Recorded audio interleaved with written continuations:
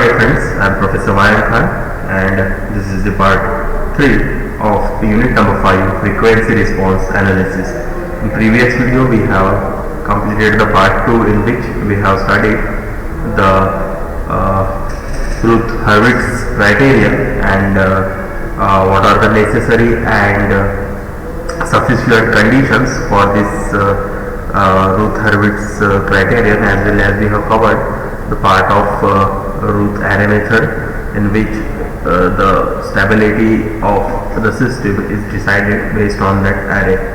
So in today's video we are going to discuss about the same Routh Hurwitz criterion, but we are going to solve some of the numericals. Okay, so let us begin.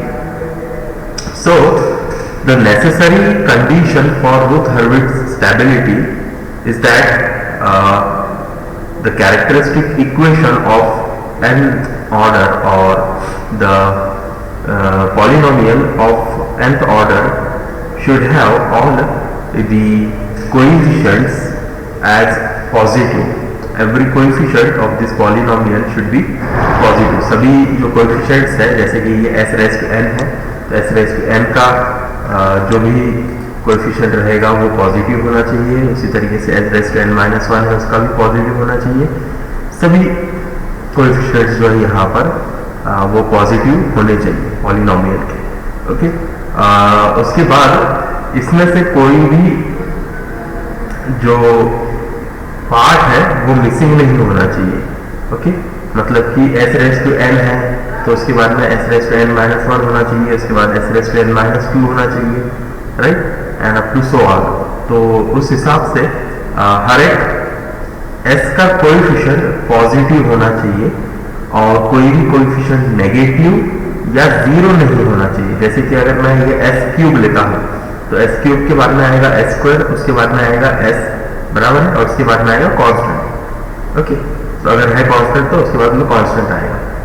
Okay, और ऐसा नहीं होना चाहिए कि जैसे कि यहाँ पर s क्यूब है और यहाँ पर s स्क्वायर मिसिंग है, यहाँ पर s मिसिंग है.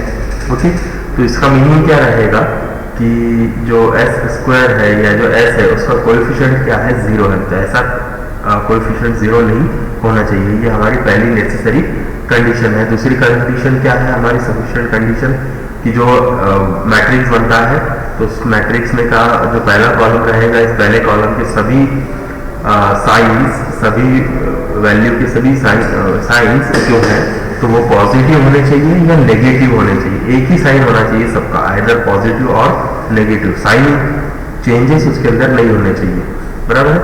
और वो टेबल कैसा बनाना है तो उसकी प्रोसीजर हमने देखे थे, राइट. तो जैसे कि ये s raised to n है तो ये s raised to n यहाँ पर लिख देंगे, ये s raised to n minus 1 है तो वो यहाँ लिख देंगे, सो ऑन. इस तरीके से s की सभी वैल्यूज यहाँ पर आ जाएगी. जो पहला कोएफिशिएंट है वो यहाँ पर लिखा जाएगा a0, उसके बाद में a1 दूसरा कोएफिशिएंट यहाँ पर आ जाएगा, a2 यहाँ पर आ जाएगा, a3 यहाँ, a4 यहाँ, a5 यहाँ पर, एक ऊपर एक नीचे. इस तरीके से हमको जितने भी कोएफिशिएंट्स वो लिखना है, राइट. सबसे लास्ट वाला कोएफिशिएंट यहाँ पर आएगा. इसके बाद में हमारा जो b1 है वो हम कैलकुलेट करते हैं. तो b1 कैलकुलेट करने के लिए इन दोनों का मल्टीप्लिकेशन माइनस इन दोनों का मल्टीप्लिकेशन अपॉन a1, फिर b2 कैलकुलेट करने के लिए ये दोनों का मल्टीप्लिकेशन माइनस इन दोनों का मल्टीप्लिकेशन और अपॉन a1. फिर से b3 के लिए भी इसी तरीके से करना है, पहला और सबसे आखिरी वाला इनका मल्टीप्लिकेशन और सबसे आखिरी वाला और सबसे ऊपर वाला पहला इनका मल्टीप्लिकेशन, इनकी सब्सट्रैक्शन करना है और अपॉन a1. इस तरीके से b1 सिमिलर वे में c1 भी निकालना है, b1 a3 मल्टीप्लाई करना है, b2 उसमें से सब्सट्रैक्ट करना है b2 a1 को और डिवाइड करना है b1 से.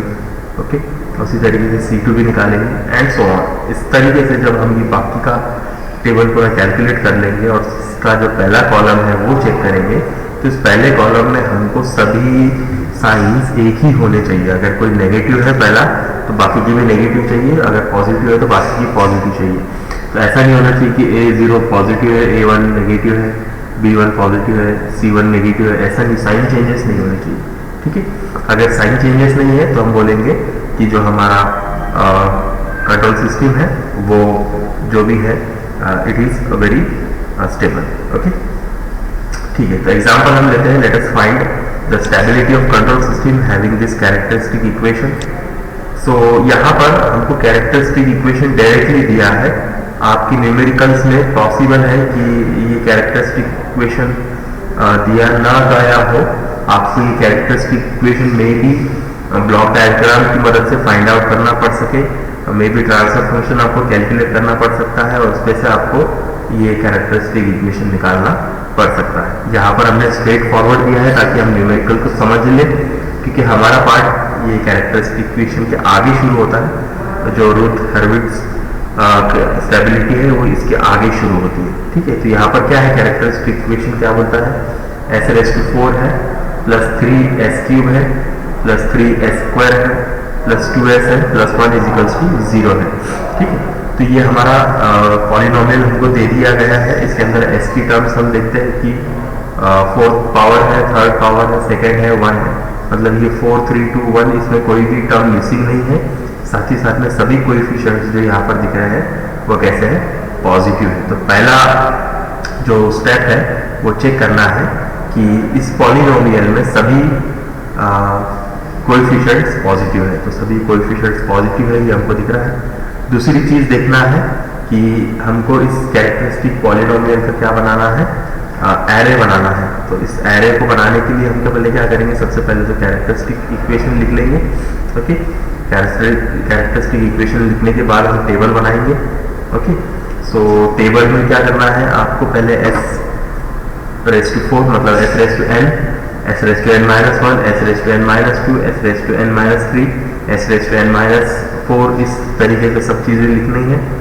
तो पहला टर्म क्या है, s⁴ है, दूसरी टर्म क्या है, s⁴ है, तीसरी टर्म क्या है, s⁴ है, चौथी टर्म s है, पांचवी टर्म s⁴ है, कांस्टेंट दिया है इसलिए s⁴ यहाँ पर आ जाएगा। ओके, इस s⁴ के सामने जो भी कोएफिशिएंट है वो हमको लिखना है, वो है 1, तो वो यहाँ पर लिख देंगे। इसके बाद में पहले और दूसरी रो हमको पहले कंप्लीट करना है, फर्स्ट एंड सेकेंड रो हमको पहले कंप्लीट करना है।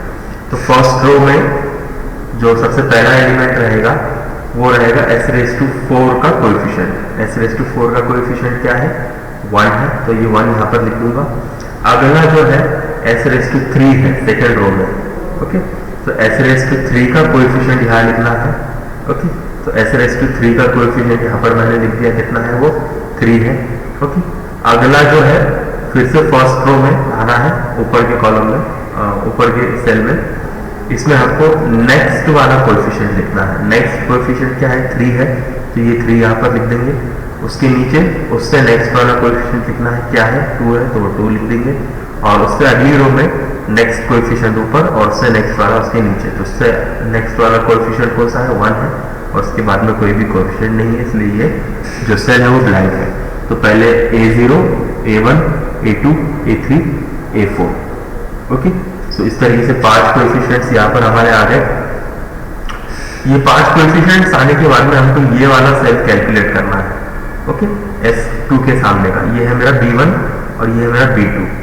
ओके, सो B1 B2 मुझे कैलकुलेट करना है। तो B1 के लिए मैं क्या करता हूँ, यस, B1 के लिए मैं इस वैल्यू को इससे मल्टीप्लाई करूंगा, उसमें से ये वैल्यू इसके साथ मल्टीप्लाई करके सब्ट्रैक्ट करूंगा। जैसे कि 3 × 3 9 -2 × 1 2, सो ये 9 - 2 हो गया 7, और इसको डिवाइड करूंगा मैं a1 से। ओके, इससे करूंगा डिवाइड, ये a1 है। ओके, इससे, तो ये डिवाइडेड बाय 3, तो ये आता है मेरा आंसर 7/3। ओके, इसके बाद में नेक्स्ट के लिए मैं जाऊंगा। नेक्स्ट है मेरा B2, तो B2 के लिए मुझे क्या करना है, इससे मल्टीप्लाई करना है। ओके, तो 3 × 1 1, 3 × 1 3, माइनस ये जो टर्म रहेगी इसको मल्टीप्लाई करना है इससे। अब यहाँ पर कोई भी टर्म नहीं है, इसका मतलब क्या है कि 0 है, तो 0 × 1 0, अपॉन अगेन a1 से मैं इसको डिवाइड करूंगा, तो 3/3 कितना हो गया, 1। ओके, ये आ गया मेरा B1 और ये आ गया मेरा उसके बाजू का B2। ओके, अब नेक्स्ट क्या करना है, C1 कैलकुलेट करना है। C1 कहाँ पर आएगा, तो s⁴ के सामने C1 आएगा। ओके, अगर यहाँ पर B3 रहता था तो यहाँ पर C2 भी आ जाता था। ओके, तो C1 कैलकुलेट करेंगे। C1 के लिए क्या करना है, ये जो भी B1 है, B1 को इसके साथ में मल्टीप्लाई करना है। ओके, माइनस करना है उसमें से ये 1 यानी B2 मल्टीप्लाइड बाय A1, इस दोनों का मल्टीप्लिकेशन, उसमें से सब्ट्रैक्ट करना है इन दोनों का मल्टीप्लिकेशन। अब डिवाइडेड बाय क्या करना है, सो डिवाइडेड बाय मेरा B1 करना है, okay, divided by what, B1, 7/3, तो 7/3 multiplied by 2 minus 1 multiplied by 3, okay, upon 7/3। तो इसको सॉल्व करने पर जो आंसर आता है वो है मेरा C1, दैट इज 5/7। अब यहाँ पर अगली टर्म नहीं है, इसके लिए यहाँ पर C2 भी नहीं बनेगा, तो सिर्फ C1 तक बनेगा। तो मुझे सिर्फ ये 4 वैल्यू कैलकुलेट करना है, और ये सबसे आखिरी वाली वैल्यू जो है वो रहेगी S⁻0 की कोएफिशिएंट। तो ये बन गया मेरा रूट एरे टेबल या रूट एरे मैट्रिक्स, ओके। इसको ब्लॉक अगर नहीं बनाए आपने ऐसा भी लिख दिए, सिंपली इस तरीके से, ऐसा इस तरीके से भी बना दिए, ओके, आउटर बॉर्डर्स नहीं दिए तो भी चलता है, ऐसे ऐसे भी हम कैलकुलेट कर सकते हैं। हमको सिर्फ मैट्रिक्स बनाना है, ये इंपॉर्टेंट है, ओके। सो ये टेबल देखने पर मैं देखता हूँ कि फर्स्ट कॉलम जो है, अभी फर्स्ट कॉलम एक्चुअल में ये है, बट दिस इज योर कैसे एलिमेंट्स, ये सब एलिमेंट्स है, ओके। इसके कोएफिशिएंट्स का जो पहला कॉलम है ये है हमारा एक्चुअल का फर्स्ट कॉलम, जो हमको मेथड बताती है कि ये कॉलम अगर साइन चेंज नहीं करता है तो हमारा सिस्टम कैसा है, स्टेबल है। तो इसके अंदर पहला जो है 1 है पॉजिटिव, दूसरा जो है 3 है वो भी पॉजिटिव है, तीसरा जो है 7/3 है वो भी पॉजिटिव है, चौथा जो है वो है 5/7 वो भी पॉजिटिव है, पांचवा है 1, सो वो भी पॉजिटिव है। सभी की सभी साइंस कैसी है, पॉजिटिव है, कोई भी साइन चेंज ऑकर नहीं हो रहा। इसलिए ये जो सिस्टम है, ये कैरेक्टरिस्टिक इक्वेशन की जो भी सिस्टम रहेगी, कंट्रोल सिस्टम, उसको हम बोलेंगे the system is stable, okay. So verify कर ली हमने सफिशिएंट कंडीशन। पहले तो कंडीशन वेरीफाई करें कि सभी कोएफिशिएंट्स पॉजिटिव हैं, और दूसरी सफिशिएंट कंडीशन हमने वेरीफाई कर ली कि ये जितने भी कॉलम्स के, ये पहले कॉलम के जितने भी एलिमेंट्स है वो सभी कैसे हैं, साइन चेंज नहीं कर रहा है। So therefore this system is stable, okay. Let us go ahead sorry let us go ahead। अब हम देखेंगे कि हमारी जो बुक है उसके अंदर कैसे न्यूमेरिकल्स है। तो बुक में ये ट्रांसफर फंक्शन दिया है हमको, सॉरी बुक में ये ब्लॉक डायग्राम दिया है।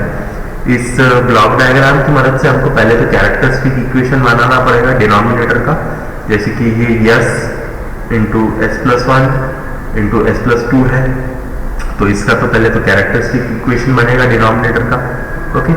तो ये इसका कैरेक्टरिस्टिक इक्वेशन बनने के पहले तो इसका ट्रांसफर फंक्शन बनेगा, और उस ट्रांसफर फंक्शन का कैरेक्टरिस्टिक इक्वेशन बनेगा, ठीक है।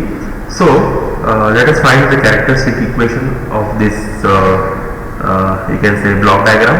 सो ये है G ऑफ S दिया है, ये पॉजिटिव सॉरी ये नेगेटिव फीडबैक सिस्टम है विथ यूनिटी फीडबैक। इसका फीडबैक जो है यूनिटी है, मतलब 1 यूनिट इसका फीडबैक है, ओके।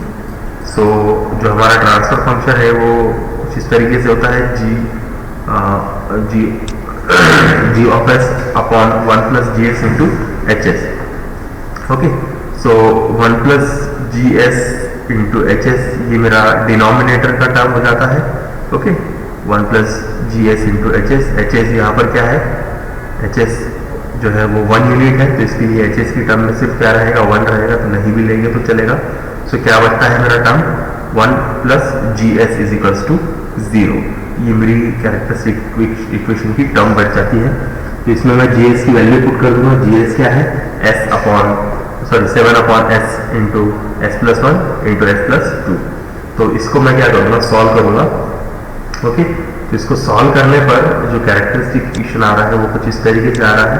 अब इसको सॉल्व कैसा करते हैं, तो पहले S और S+1 की टर्म मल्टीप्लाई कर लेंगे, तो क्या आएगा मेरे भाई वहाँ पर S² आ जाएगा, प्लस क्या आएगा दूसरा S आएगा, ओके। अब ये बची हुई टर्म को हम करेंगे मल्टीप्लाई S+2 से। तो S+2 से जब मल्टीप्लाई करोगे तो क्या हो जाएगा उसका, वो हो जाएगा S³ plus S², okay, plus 2S² plus 2S, okay, and it will be equal to 0। तो ये S² की जो टर्म है इसका सब्ट्रैक्शन हो जाएगा, एडिशन हो जाएगा, तो ये बन जाएगा इक्वेशन मेरा S³ plus 3s² plus 2s, okay, और ये जो है प्लस 1, तो ये सब चीज़ें इससे मल्टीप्लाई होगी और ये 7 यहाँ पर बचा रहेगा कांस्टेंट। सो प्लस 7 जो रहेगा वो यहाँ पर आ जाएगा, it will be equal to 0, okay. So ये बनता है मेरा कैरेक्टरिस्टिक इक्वेशन। ये आ गया मेरा स्टैंडर्ड फॉर्मेट यहाँ पर, ओके। सो ये स्टैंडर्ड फॉर्मेट जो है इसको मैं रूथ हर्विट्ज क्राइटेरियन से कंपेयर करूंगा। क्या है रूथ हर्विट्ज क्राइटेरियन का standard equation? a0 s⁻n plus a1 s⁻n−1 से कंपेयर करूंगा। तो इसके सभी कोएफिशिएंट्स कैसे हैं? पॉजिटिव है, मतलब पहली कंडीशन सेटिस्फाई हो रही है। दूसरी कंडीशन में मैं क्या करूंगा? टेबल बनाऊंगा। तो क्या है मेरा हाईएस्ट एलिमेंट? हाईएस्ट डिग्री कितना है? 3 है, तो s³ से शुरू करेंगे। तो s³ s² s1 s⁻1 और s⁻0। तो पहले एलिमेंट जो है कोएफिशिएंट जो है उसका लिख देंगे यहाँ पर, ओके। पहले एलिमेंट का कोएफिशिएंट यहाँ लिख देंगे, फिर दूसरे एलिमेंट का कोएफिशिएंट उसके नीचे, फिर तीसरे का यहाँ पर, चौथे का यहाँ पर, और पांचवा और छठा जो है यहाँ पर लिखेंगे। तो क्या है? 1 2 3 4 कोएफिशिएंट्स है मेरे पास में, ओके। सो 1 2 3 4 कोएफिशिएंट्स, बची हुई चीज़ है 0, ओके। तो ये हो गया मेरा पहले 2 रोज। अब मेरे को क्या कैलकुलेट करना है? ये वाला रो कैलकुलेट करना है, ये वाला सेल। तो इसके लिए मैं क्या करता हूँ? This multiplied by this, so 3 multiplied by 2 6, okay, minus ये मल्टीप्लाई बाय ये, सो -7 अपॉन क्या रहता है मेरा? a1। तो a1 कितना है? 3। तो ये 6 - 7 ये हो रहा है -1/3। तो ये आ गया मेरा -1/3, यहाँ पर -1/3 लिखा है, ओके। उसके बाद क्या है? ये मेरा b1 कैलकुलेट हो गया। b2 कैसे कैलकुलेट होगा? So this multiplied by this and this multiplied by this. So ये तो 0 हो जा रहा है, ये भी 0 हो रहा है, तो 0 का क्या आएगा यहाँ पर? 0 आ जाएगा। सबसे आखिरी में जो कांस्टेंट है उसकी वैल्यू लिखना है, वो है 7। तो मैं जब ये दूसरी कंडीशन जब टैली करता हूँ, दूसरी कंडीशन में क्या बोलते हैं कि ये जो पहला कॉलम रहता है इस रूथ एरे का, ओके, इस टेबल का, तो इसमें साइन चेंज नहीं होना चाहिए। देखो यहाँ पर पॉजिटिव, यहाँ पॉजिटिव, और यहाँ पर साइन चेंज हो गया नेगेटिव, फिर नेगेटिव से क्या हो गया? फिर से क्या हो गया? पॉजिटिव। दो बार साइन क्या हो रहा है? चेंज हो रहा है। इसका मतलब क्या है? ये सिस्टम जो है ये अनस्टेबल है, this is not a stable system. अब ऐसा साइन चेंज होना, इसका मतलब क्या रहता है? देखो कि 2 बार साइन चेंज हो रहा है, इसका मतलब क्या है? 2 of the 3 closed loop poles, जो क्लोज्ड लूप पोल है, पोल्स जो है इसके, वो क्या हो रहे हैं? राइट हाफ प्लेन के ऊपर है। इसके जो पोल्स है वो किधर है? लेफ्ट हाफ प्लेन की बजाय किधर है?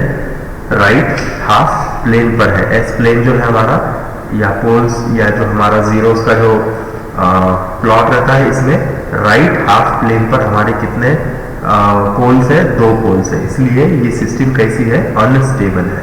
सो इस तरीके से आपको न्यूमेरिकल्स एग्जाम में भी